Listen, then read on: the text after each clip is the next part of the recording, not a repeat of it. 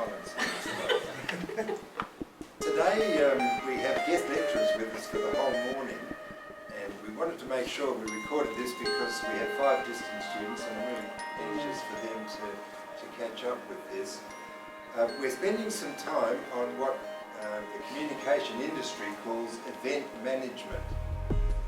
Because of what we've already studied in our culture of worship, you'll recognise that the broadcast culture has had an enormous impact on the way we do events, the way we host, the way we manage and the way we lead events in our culture. And because of the really pervasive impact of the broadcast culture, and that approach to managing events remains as we diversify into the digital culture, it becomes really important for us in a worship conversation when we think about how we organise and manage worship to move beyond just the very simple make a list and this is what we do approach in oral culture or in print reform culture.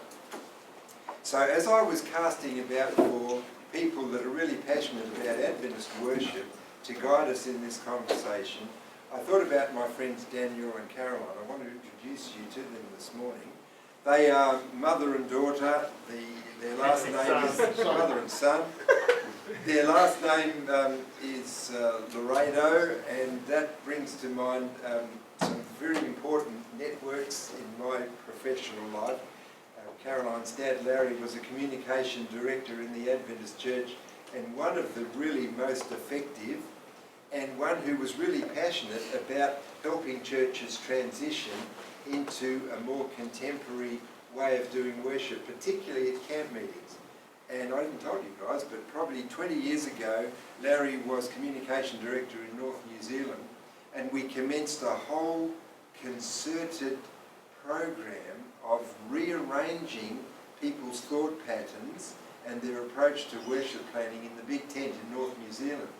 And it morphed from a long gun barrel print reform, open up your hymn book and do everything that they announce up the front, to a very much more engaging stage on the side, strong emphasis on sound, audio and video.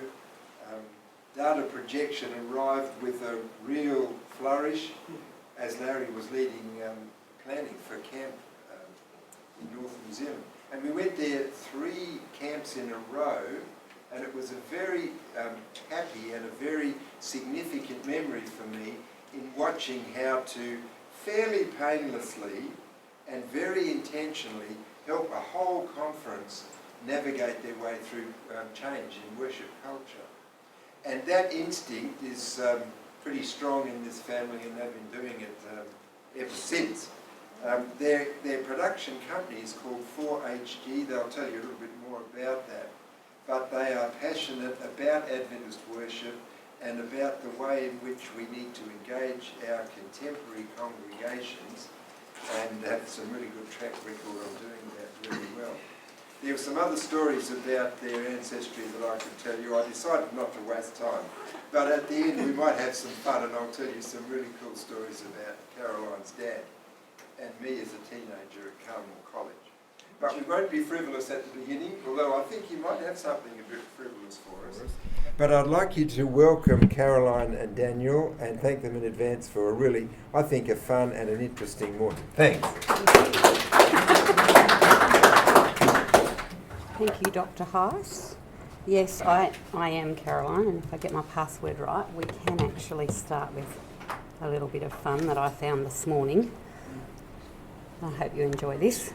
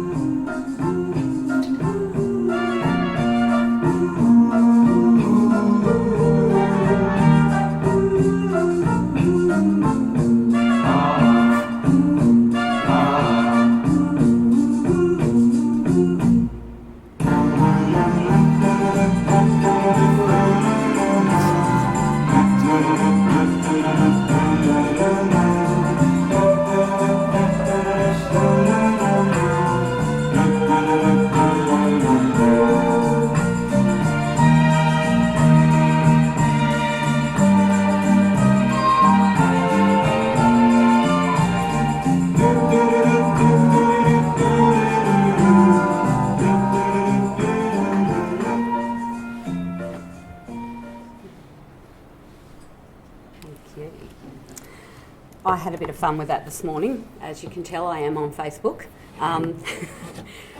But later on, I'll bring in a little bit of why that grabbed my attention. For the moment, I've told you I'm Caroline. I'm going to let you hear a little bit more about Daniel and see what he's got to say. Yeah, so I'm Daniel, and I'm in my 6th year of study at college, about to graduate, and before coming to college I grew up in Perth, Western Australia. You? Yeah. And over there probably mid-high school, started to get involved with planning, helping to plan the division for my age, which I think we call the Teen Shed, over there. And since then have often been involved in planning various events, conferences and things like that. I was a prefect at school, and so part of that role was planning for events for the school, helping planning for grad, and all of those sorts of things as well. Coming here to college, I got involved with a vocal group, some of you may know, called The Promise. And within about a year or two of joining that group as well, I was asked to help plan for some of their tours and concerts. And so again, I got involved with planning over here at college. And I've worked with Brent and Stacey in the Public Relations Office for a number of years now, helping to organise.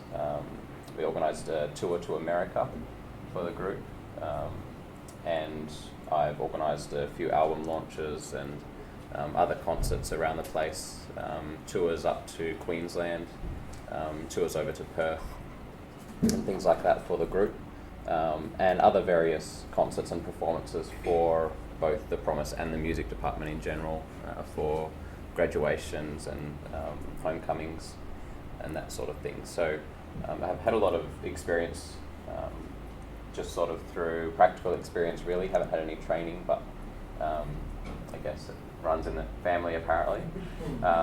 So yeah, I've had a lot of different experience and dealing with various issues that come up when planning events, as they always do. I've also had a little bit to do with design, again with Brenton in the Public Relations Office, designing advertising and looking after the promotion and advertising for many events, whether that be through Facebook, in newspapers, on the radio, and posters around campus, flyers in letterboxes, and just getting to know how advertising works, and always trying to think of new ways we can encourage people to come to an event. That's probably one of the hardest things that I've ever had to do, is get people to attend. So many people, everyone's busy these days, and so how do you get someone's attention and convince them that they want to come to an event? So it's a difficult job, but over time you can learn how to do it well. So that's basically me. So, as you can tell just listening to that, my greatest claim to fame is being this man's mum. On top of that, I have a very talented daughter who teaches in Melbourne. So sometimes we get projects and events interconnected, and that's what your reading was about, and we'll come back to that in a moment too. But I guess part of you is going, what does a nearly 50-year-old woman have to do with contemporary event management in Adventist worship? Because sometimes those things can be quite separated. My background is in all sorts of things. I'm a Jill of all trades. As Lyle referred to, my father-in-law, Larry, was just an amazing ambassador for God in the Adventist faith. He was so positive that even if you looked at him and went, man, he is a bit way out there, you could not help but follow him, because he was so positive and happy and such a passionate person who wanted to involve everyone. and help everyone celebrate this amazing thing we have to share, the gospel, salvation. It's pretty spectacular. But that war that's going on can get us all down at times. So my background is in accounting and finance. I've done payroll, I've done house mother, I've done IT manager, I've done IT support, I've been a bank manager, I've been a lay pastoral assistant, I've been a television producer and editor, and I still am, and now I'm a managing director with my business partner. Our company 4HG is for His glory. That's why we're here. That's why we want to do everything we do. Whatever it is we get involved in, we want to bring glory to God's name. Now that might be an event, it might be media production, it might be graphic design. In this circumstance, we're talking about worship and event management. So I have done things across the board, but probably the most significant event that I started out with after running children's divisions for many years was that the president called me up and he said, Caroline, we've had a bit of an issue with one of our divisions and there's 9 weeks till camp. Will you pick it up? And I kind of went, that's a pretty big call, because it was the contemporary adult division. And it was one we'd been attending, and there was a lot of angst around it. There was a lot of ownership, there was a lot of frustration from the camps who wanted something a little bit more than what they classed as very conservative, boring worship, which was their opinion and they were entitled to it. And then there were the camps who wanted the smoke machines and the lights and what we had in that division previously, and there had been a backlash. And so I prayed about it. I got a very, very, very significant partner on board, and that was my head musician. And with that person, God actually led us into a phase of building a group who we'd cut down to about 150, 200. Over the period of 7 to 9 years, we were back up to 1,500. Praise God. And there was a bit of argument about whether we were going to move to the 9-pole big tent and put them back in our 7-pole intermediate tent. But, you know, times have changed, things move on, and it was time for me to move on from that. And there's a really excellent coordinator there again now who has changed it again and gone in a little bit of a different direction. And they're just having fantastic worship. But for me, it wasn't about me, it was about listening. It was about hearing what management wanted on this hand to what the people wanted on this hand. And one principle that I was taught during that time was that you will never please all the people all the time. You will always have a vocal majority. No, majority. Vocal. The ones who are happy often don't come and tell you. The ones who are unhappy, they won't just tell you, they'll tell their mates and 10 other people. In marketing, you'll learn that for every unhappy customer, they tell 10 people. For every happy customer, they tell, 3? It's a huge contrast anyway. And Ken Vogel was actually my president at the time, and I really thank him for his wisdom and leadership during that time, because he said to me, Caroline, when you're getting equal criticism from the left end and the right end, you know you're about right. If all your criticism's coming from the left, you know you're too far right. If all your criticism's coming from the right, you know you're too far left. That might sound like a bit of a negative way to deal with it, but it's real. It's the actuality of it. So do seek feedback, and that's one of the things that we're going to chat about. Daniel's talked about some of the events that he's been involved in, and we've done a few things together. We went on tour together to the States. Daniel did a lot of organising for that, if not all of the organising for that. I went along as tour mum, so I was more an in-the-moment person, didn't have anything to do with the actual organising of it, but was involved at the time, obviously, in problem solving. And so you're going to find that sometimes you're going to be the leader, sometimes you're going to be a team member. And it can be quite hard for you as church leaders to sometimes not have the boss's role, because you've got a really clear direction for where you want your church and group to go, and it's maybe not happening quite the way you want it to. And that is a challenge. I hope we're going to have a bit of fun together today, but I also hope that you're going to take some notes or lock away in your head some of the points that I'm going to refer to now, because when we do the activity in a little bit, you will need these to work through your activity, and then we're going to critique each other afterwards on that activity.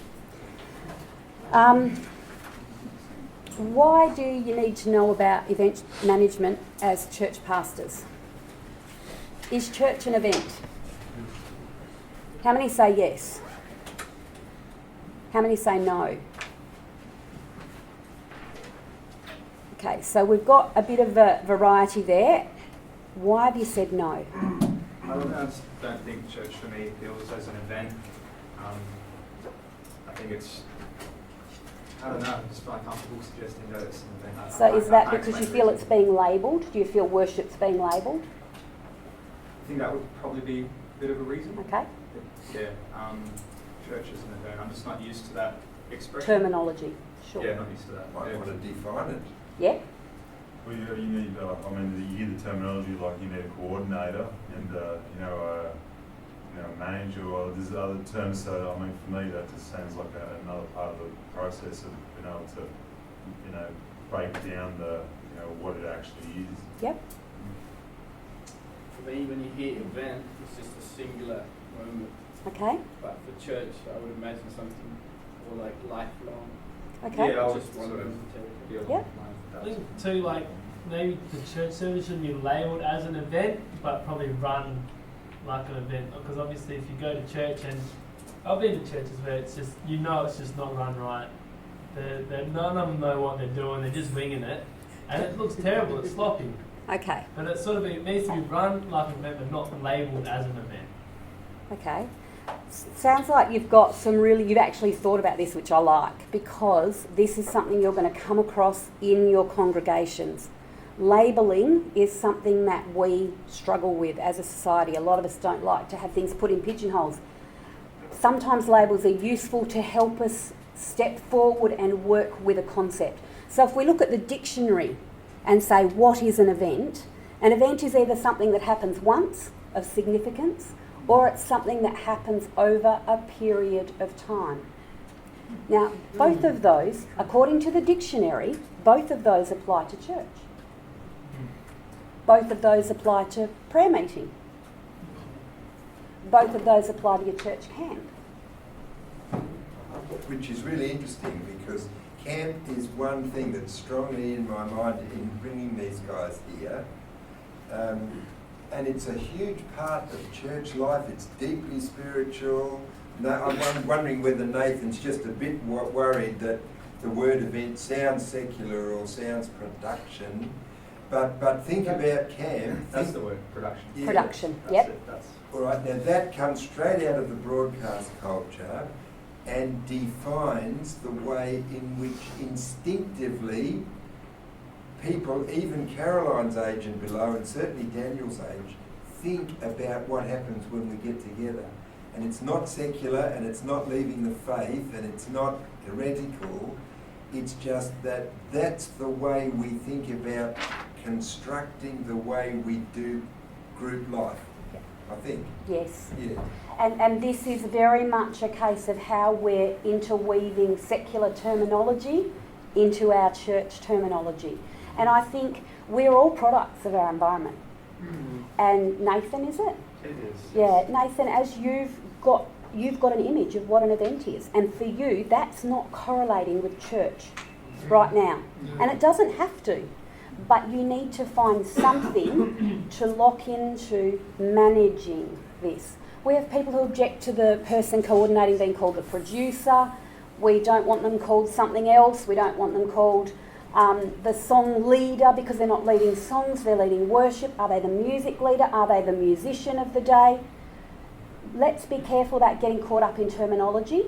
And if people are I think what this has raised is a really good awareness that there's differences in our heads and they affect how we react to things. And your congregations are going to be the same. So be aware that if you use the word event with your congregation or your church board, you may have quite a negative response that's got nothing to do with what you're planning. It's got all to do with what you called it in the beginning. And so you need to dig a little bit and find out where the resistance is. So that's, I guess, one of the first things. One of the things is, it's Luke, isn't it? Yeah. I have got my, I'm getting old, believe me. One of the things that we often hear said is, why can't we just let the Holy Spirit lead? Why do we have to plan this stuff? We don't need to be rigid. We don't need to have, just pray about it and it's going to come together. And I, for one, can give you an example of a Sabbath morning when that happened. But I can tell you that it is the exception to the rule, in my experience. And as you can see by my grey hair, I do have some of that. Some of this grey hair has been caused by event management. I guess for me, in talking to a group of theology students, I'm thinking, well, okay, let's go back to basics. What does the Bible say about this stuff? And look, there's text everywhere, but I'm going to share two with you. Proverbs 21:5 says, the plans of the diligent surely lead to plenty, but those of everyone who is hasty surely to poverty. Proverbs 15:22, without counsel, plans go awry, but in the multitude of counsellors they are established. So, good luck with those church boards. Love them. And they are absolutely a really good ground for gaining Christian experience. So we were talking a little bit earlier about organisation in the Bible, and Daniel gave me two examples, which were the sanctuary service and the Passover. Why did you specifically think of them? I guess when I think of an event and planning in the Bible, they're two of the things that really jump out at me. The sanctuary service is so broad. There's so many different aspects. I've just recently been reading through Leviticus again and just reading all of the different instructions about how to do the various sacrifices, what people can bring, what the high priest can do, what he has to wear, who is allowed to, when someone's unclean, they can't do something, or what rituals do they have to go through. There are so many examples in that sanctuary service, in the many aspects of that, of how God has put in place plans for how he wants his people to act. And a lot of the time, they are symbolic and they do point to something greater and, point to the sacrifice that Christ made. But at the same time, they are an event and there is planning and preparation involved. And God didn't just say, hey, here's some materials, make a tent and worship me however you want. He gave them instructions. He gave them such the specifics in building the tabernacle never cease to amaze me. Everything is perfect. Everything is so precise when God describes it, and it's exactly how he wants it. And I think that just goes to show me that God does care, not because he will get angry if we do it wrong, but because he is a God of order, and sometimes he does want us to do things in a certain way so that we are able to see how that relates to other things that he has done for us, and points to something else and teaches us how he has gone through the process of our salvation. The Passover, again, I look at just how God, again, told them how to dress to make sure they were dressed ready to leave, ready to go. How he wanted them to cook the meat, that they couldn't leave any over. How much to cook to share with the families, and again, it was a huge event that God planned for and he prepared. And he didn't just say, have a meal because tomorrow you're leaving Egypt. He actually planned an event for them to remember, and that became an ongoing event that they did every year. And so they're just two examples that really stand out for me of how God showed us that he does like planning and preparation. And it's not always a case of just tell you the principle and let the Spirit lead. I was thinking of a couple of others. I was thinking of the fact that the guys marched around Jericho for 6 days prior, before those walls came down. The plagues for the children of Israel. Do you think that they could have had been a way of God preparing them for being out as well as Pharaoh? If they'd just gone, if it was all very simple, would it have really stuck in their minds as to what a massive event it had been? They were in slave mindsets, and that needed to be changed. And God went through the steps of changing that. Gideon, sorting his guys out. Quality versus quantity. The wise and foolish virgins is an obvious one. And most of all, if I want to follow in Christ's footsteps, he gave me a real clue when he said, I'm going to prepare a place for you, that where I am, you might be also. So Christ himself is advocating preparation. So I think we can pretty safely say that preparation is a biblical trait. And for the purposes of this class, we're going to refer to church and any other program that we might be talking about as an event. So I apologise if that's sitting outside of the context of comfort. I realise that it can be, but we need a way to define it for this class. So that's what we're going to use for this class. How many of you were prefects at school? Or prefect? School captain? School leader? Remember if you were one. Captain of a sport team? Anyone captain of a sport team? Belong to a cricket club, tennis club, any of those? You would have been involved in events. Yep. How many of you as prefects and sports captains helped lead those events? Cool. So you guys have got experience in event management already. Typically some events take more planning than others. Your usual prayer meeting will take a lot less planning than a prophecy seminar. A women's retreat will take a lot more planning than a games night. Men's retreat. Men's retreats are good too. I've been involved in planning in women's retreats, not men's retreats at this point. Your details change, but the principles remain the same. My most recent work has been in the area of media production, and I've worked with one of Australia's most well-known and best media producers, Andrew Hunt. He has worked for Hope Channel both internationally and here in Australia, currently leads Wollongong Venice Television. And we have produced some amazing events. We were involved in the ministers' meetings here last year, which was in January of 2013, wasn't it? Yeah, wow. And then this year, just the two biggest ones we've had on this year have been Jose Rojas.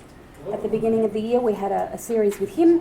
And just a few weeks ago, at the beginning of September, we had Doug Batchelor in. Those events take quite a bit of planning. Principles, very much the same. And so when we plan an event, I'm going to talk to you right now in the context of media and television, but these questions can be asked no matter what area you're coming from. First of all is, what are you saying? What is your event saying? What is the purpose of your event? Who are you saying it to? So who's your primary audience? And for us, we are then going, when we're planning a live event, is our primary audience our TV viewers, or is it the people who are here?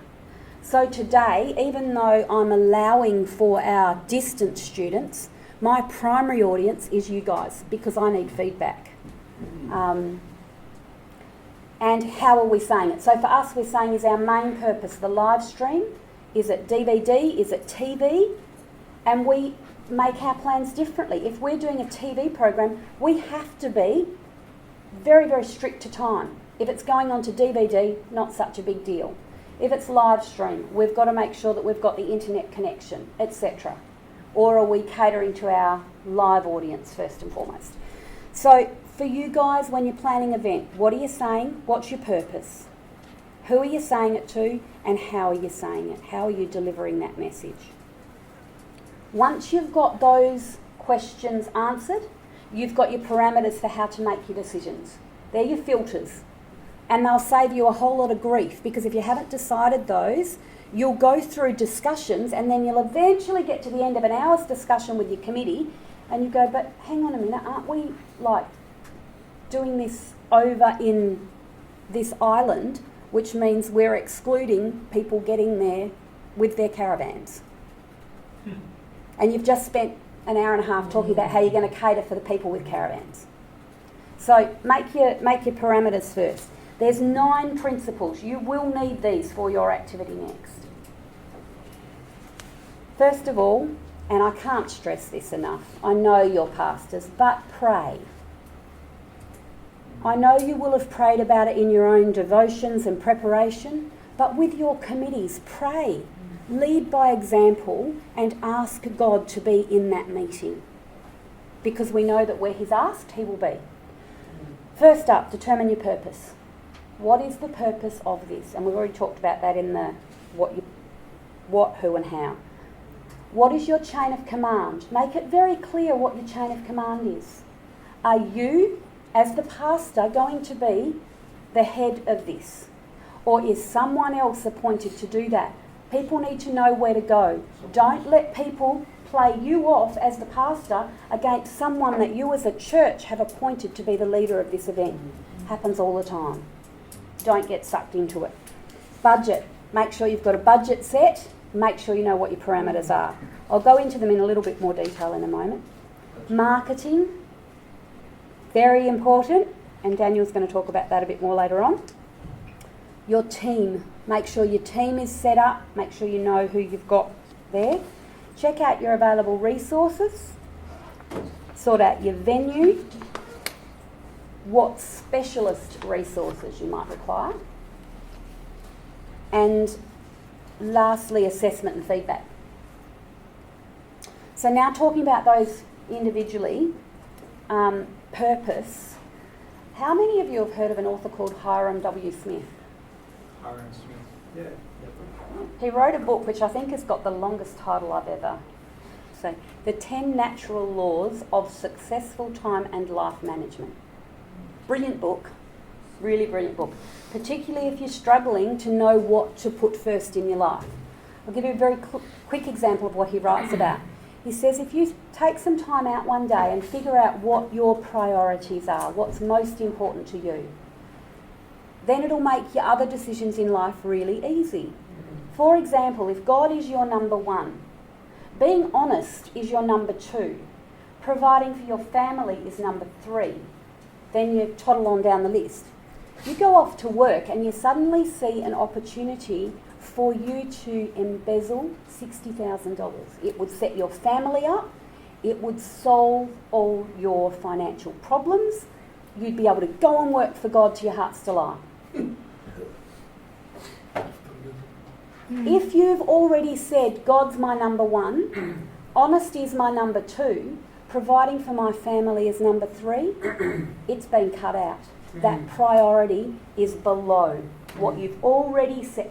You don't waste time thinking about things that really go against your core beliefs. It's worth doing. What's the author of that book? Hiram, Hyrum W. Smith. I think he was involved with Franklin Day Planners. I think they're the 2 guys who got the Franklin Day Planners going. Be very clear about the purpose of your event and make sure that you've got your priorities in order. If you keep going back to those priorities, you won't have trouble deciding a lot of things because they'll be cut out. If there's more than one priority, rank them. Please don't get sucked into the line of, we are running this prophecy series to tell everyone in this town about the gospel. Sharpen your sword. Don't think that every event you run can cater to every purpose. Set a purpose, go for it. Next time, set a different purpose and go for that. Don't try and do this with your events and cover everything. Don't apologise for being specific. Have another event. Encourage the person who's saying you're leaving these people out to set up an event for those people. Don't ignore the feedback, but don't allow yourself to be pulled aside. There's an old saying that says, stand for something or you'll fall for anything. That applies here. Chain of command. Talked about that before. Don't allow yourself as the pastor to be played off. Have a very clear chain of command so that people know who they're to go to. There is nothing worse than being asked to be involved in something and not knowing who to talk to about it, or not getting the communication. Communication does need to be clear. Have your budget set, make sure it's approved. Just have a quick, I think this is really important, this chain of command, and I'm trying to think of an example. For example, maybe the church is going to do a special Friday night event, and the pastor asks the chairman of the worship committee to run it, and then gets in their face all in the whole week leading up to it, double guessing them, micromanaging them, and frustrating the life out of them. I think that's what... Yep. And I hope that you as a pastor will be wise enough to be available to your people to consult with. But I also hope that when you're the junior pastor or the assistant pastor, that you'll be courageous enough to very respectfully say, Pastor, you've asked me to run this, and I feel as though you're taking it over. What can we do to work this out so that you're either giving it to me to do?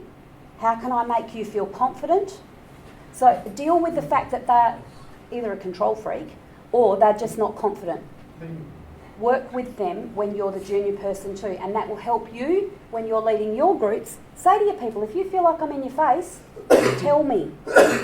Because you do have to have accountability. Maybe your worship leader has done nothing about it, and the pastor knows that, and so he's going, brother, what have you done? Have you asked, these guys to do their special item, and have you done?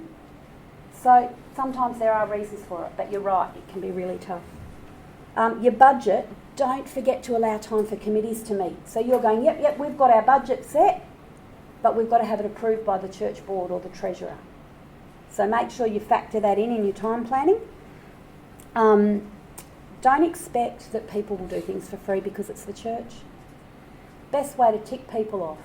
And often some of your most capable people are asked to do things for free because they're good.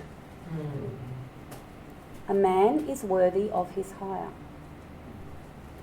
When you are given something for free, how much do you value it? When there's a price attached, you value it. Make sure you tell your team members that when they're involved. I'm not saying you can necessarily pay top dollar, but at least acknowledge their value. I love this conversation. I wonder if you could give us some examples of functions in relation to church, maybe even worship events, where you need to think about, should we engage in a professional way? Yes. What are some? Can you give us some examples? The perfect one is design. And Daniel's going to tackle that in a little bit. So you want a fancy poster, yeah. but you want it for nothing. You want something that looks like a billboard and has all the graphic design principles and the thought that goes in with the training and someone who's done the research, and you want it for the price that the bulletin editor who uses Word does it. You're not allowing for the fact that the graphic designers had to buy probably a fairly high-end computer, software. They're running a business that allows them to learn and develop those skills. They pay their bills by doing this. What's another normal? People driving are often, they might have to have a special licence to drive buses. And we just say, well, come and do it. Well, they've got to leave their school bus driving job or whatever it is to do that. There may be a significant financial cost to them. I don't want to distract you too long on this, but music, of course, is very dear to my heart. And this is a really interesting conversation because in many of the American churches where I've pastored, they have a professional relationship with musicians. And the Aussies were horrified. I mean, you pay people to do music in church. At least if we're horrified by that, we should think about what it takes musicians to be what they are, to be resourced to where they are, and consider even a small honorarium sometimes when they've spent lots of money on equipment and music and gear. How many of you guys are musicians? You get that, don't you? And as well, like the quality of the worship would be, because there is that monetary incentive, the quality of the worship, because you're more likely to put more effort into the program if you're coordinating music teams. Yep. The level of the quality of worship will be so much better. So much better. Absolutely. You get what you pay for. Yeah. Now, some, I don't necessarily agree with that, because we're becoming, you serve God, we pay you, you serve God. that was what my next point was. You might also get the attitude of someone who, well, come on, I'm worth it. Because when I see So you are Jesus, balancing he did that. everything for free. When he served, he did it for free. He didn't ask for any monumentally. Jesus? Yes. No, but do you know what? He was fed by people. He was housed by people. And they were his costs in the day. So it's a very relevant point. We do need to be careful that we don't profit out of it. He didn't ask for it. People gave it because of their gratitude. That's how we should be God. serving gratitude for God, what God has given for us right through the week. So all our service should be free. Because if we put monetary onto it, people can't afford to come to such things. They can't afford. We have churches struggling financially. We do have many churches struggling financially. So is there other ways that we can honour people without actually handing money over? As a sound guy, getting paid in pizza during setup is awesome. Exactly. There are ways to honour people. And if it's something that, it does depend on what it is. There are some things that don't require monetary outlay on our behalf. There are some things that do. Instruments, music, computers, software, versus someone's ability to put flowers in an arrangement that are provided by the church. Their time is worth every bit as much as anyone else's, but they may not be putting in the same resources. Just be conscious of it and keep it in your mind, because it is part of our connection with people. And I've come across so many people who feel used and abused because professionally they've been at the top of their field, and so the church has gone, but it's for God. Of course you're going to do it for free. They're offering.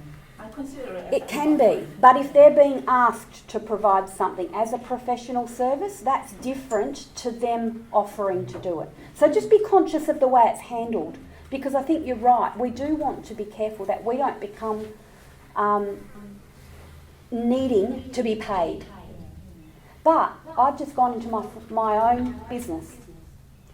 The amount of people I've had come to me and say, we want you to produce this for us. And I say, sure, I will organise a quote for you. It's amazing how many people back away because they want me to produce something for them for nothing. How do I pay my bills? I can't pay rent on my house if I don't have an income. So I have to try and balance that between what I can give, which I will, and one of our core beliefs is that we want to do it for as little as possible to further the cause of the gospel. So we pretty much do it for what it costs us. I'm not trying to justify anything, I'm saying that's the stance we've taken. If someone's in it to make a lot of money so that they can pour that money into whatever their choice is, that is absolutely their right. I don't get to judge them, I get to choose my own actions there. Marketing we've touched on briefly, and design is very important here because it's your first impression. Often you don't get another chance, and Daniel's going to refer to that in a minute. Your team, we've talked a little bit about clearly define who your team are and what each person is responsible for, and who they are responsible to. So in a large event, you might have some subcommittees. You might have section leaders. Make sure that everybody knows who their upline is. Nothing is more frustrated than being left out of communications and meetings, but you've got an expectation placed on you. So just be aware of that. Make sure you've got a plan B in case things go wrong. And this gets back to what Dr. Heiss was talking about a moment ago. Predetermine what you will do if a team member does not meet their allocation of duties. So what was it? Predetermine. So think before about what you're going to do if someone doesn't do their job. Are you going to get in their face because that's what they need to get going? Are you going to coach them or mentor them? Are you going to let the consequences fall?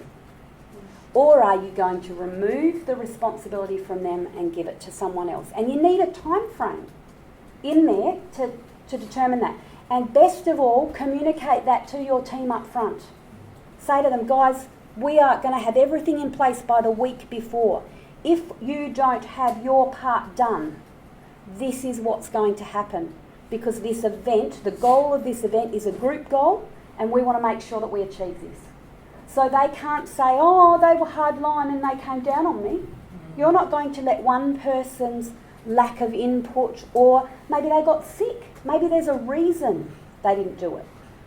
But deal with how you're going to change if someone hasn't done their part. What are you going to do about it? Afterwards, make sure that you raise those things in debrief so that you can talk about them and work through how you might go forward. Make sure you've researched your resources. If you've got last year's paper plates in the back room, don't go buy more. Just check what you've got available. And you guys will be new to places often. Talk to the people who know. So ask those people who are there. Get to know who has got what talents and how they're willing to share them. So don't assume that because someone's got a talent, they're willing to share it. Ask them. Research your venue options, know what your capacity is, plan for more or less to attend. How is that going to affect the atmosphere of your event? And it might also affect the capacity of your team. So you might need to have a backup team.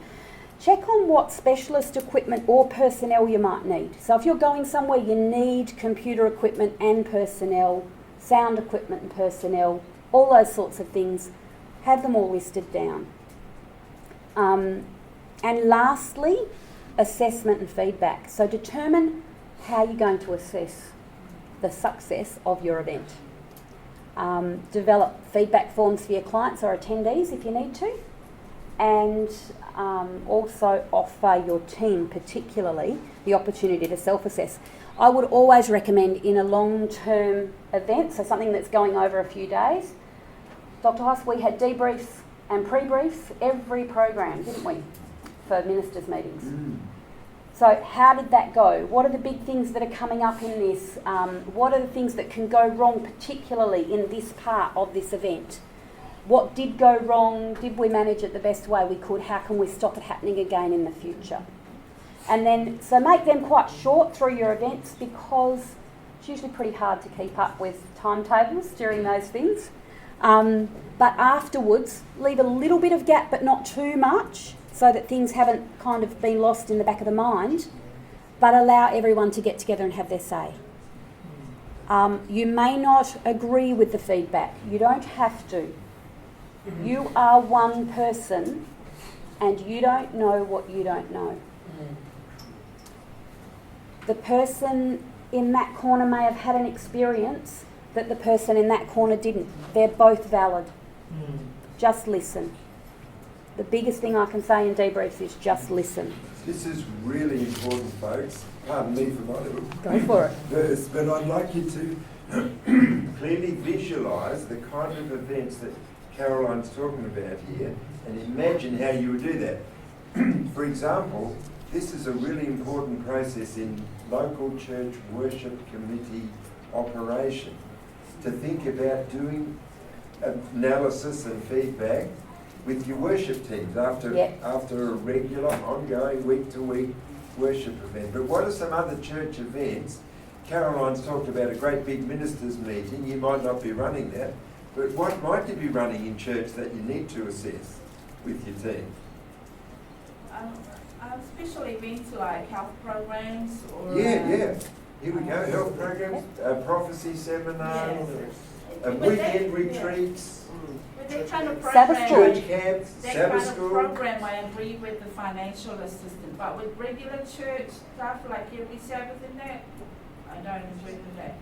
With the one event stuff in there, I agree we need finance to support all like instruments. So you've got the events in mind, because I really want you to internalise that one. It's really important. It is important.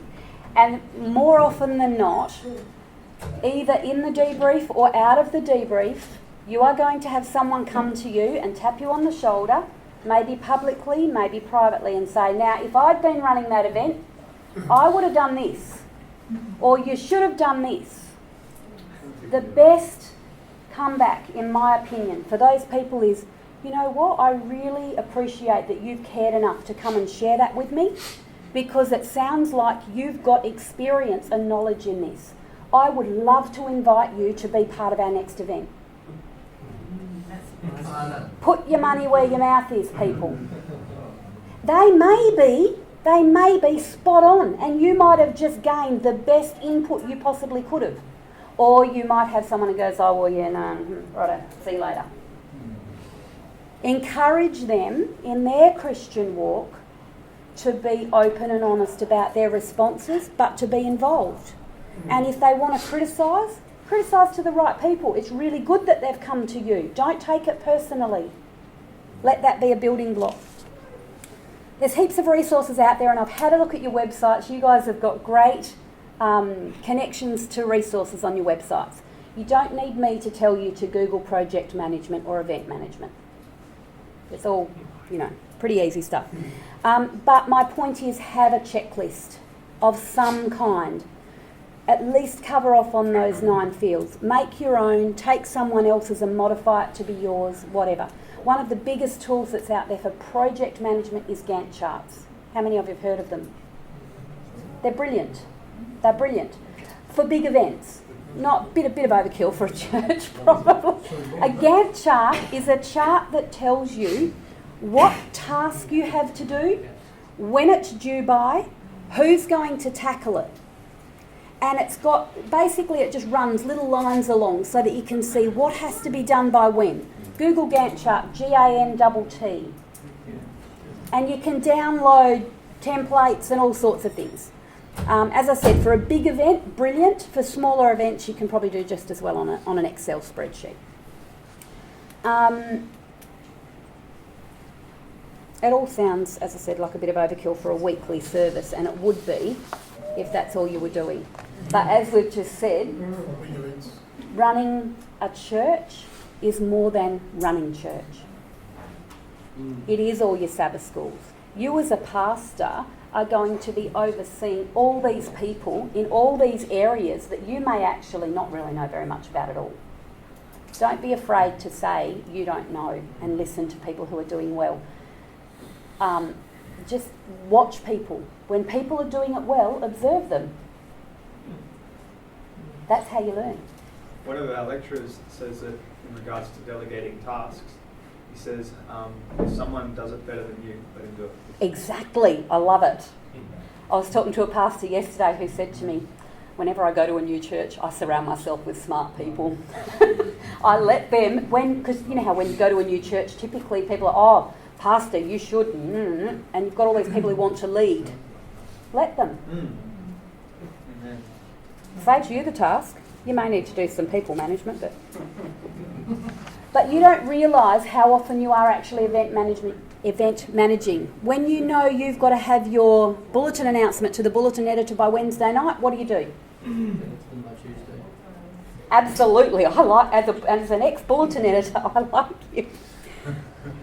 If you know you've got to have your song list to the song guys by Thursday, you do it.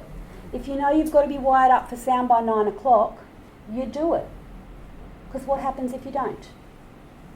The editor might not get the bulletin done, And there might be no bulletin in time because you haven't gotten your sermon topic to them. Because they felt they had to wait for you. The song leader, you didn't get a song in the right key, or the kids couldn't play because they didn't have time to practice it because you got it to them late. You're impacting someone else's worship experience. And you had feedback all through your sound for the service because you didn't get there in time to let the guys check the levels. So, just in regards to, in terms of like getting stuff on time, how would you approach it if your youth always come late to practice? I was thinking about it when a pastor is a good idea to charge late fees. Every minute. yeah, wow. I don't know, have you guys got any suggestions, Stephen? Yeah, I find that if your youth always rock up late, I find that just set the start time half an hour earlier and then they'll get to the time that you originally guessed. That's true. Okay, that's one option. That's true. How many of you have tried just starting? Yeah, that's what I do. And then if you've got the key players on board, the guys who come late find that they're missing out. Because if you start to cater for people's lateness, then you become submissive to their issues. Yep. You don't want to do that. That's Offer fair. to pick them up. Offer to pick them up. So do a bus run. Yeah, a couple. KFC. I had a dad tell me once that he had kids who were chronically late. And so he deliberately set a really fun activity that they would not want to miss out on. And he said, you will be in the car at X o'clock or I will go without you. And he did. And there were tears. But the children were not late again. Now, yes, they're children, but the same principle applies, I think. Unless there is a cost, we don't change our ways. We're all the same. We may not be being late, but there is something else that we are doing unless we pay a price and we determine that the cost is worth making that change for, we don't change. So connect with where they're at and find a way. It's also cultural. I learnt that in my lay pastoral training. I'm an on-time person. I'm very Western. Some people see me as a real hardliner because I'm an on-time person, because they come from a culture where, no, Nana was talking, you listen. If Nana's talking till 5 minutes after you need to go, tough bickies, Nana's talking. It's important. Their culture is respect. So we need to get that in our heads too. We are a multicultural society. Sometimes you may need to make some changes that don't appear to be normal for our society, but they work for the group you're working with. Yeah.